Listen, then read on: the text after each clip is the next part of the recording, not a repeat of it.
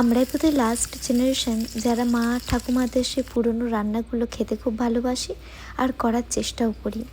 আমাদের পরের জেনারেশন বোধহয় বার্গার আর পিৎজাতেই আটকে থাকবে। করার চেষ্টা তো দূর, খেতেও হয়তো ভালোবাসবে না।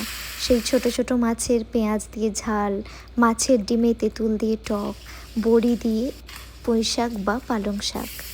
আজকে মাছের ডিমটা তেঁতুল দিয়ে আমি টক ফার্স্ট টাইম করলাম। খেতে হয়তো মায়ের হাতের মতো অত ভালো হয়নি, তবু চেষ্টা করেছি।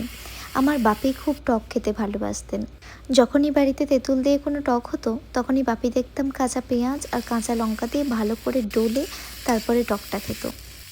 রান্নাগুলোতে অনেক ভুল আছে। মাছের ঝালে যেমন আমার হাত একেবারে অনভ্যস্ত, তবুও আমি চেষ্টা করে যাচ্ছি। আজ হয়তো ভালো হবে না, কিন্তু চেষ্টা করতে করতে একদিন হয়তো সেই মায়ের হাতের মতো টেস্ট পাবো। আর পরে যদি কখনো এগুলো খেতে ইচ্ছা করে, নিজেকেই বানিয়ে খেতে হবে। কারণ এই যে বললাম, পরের জেনারেশন হয়তো এগুলো শিখতেও চাইবে না। কারণ আমরাই মা ঠাকুমাদের অনেক রান্না শিখতে পারিনি। কিছু রান্না যেগুলো ছোটোবেলায় বেশ কয়েকবার খেয়েছি বলে আমাদের মনে আছে, তাই আমরা বানিয়ে নিই। আজ 3টে তরকারি আমি বানিয়েছিলাম, আর অফিসে নিয়ে যাওয়ার জন্য বেশ কিছুটা ফলও কেটে নিয়েছিলাম।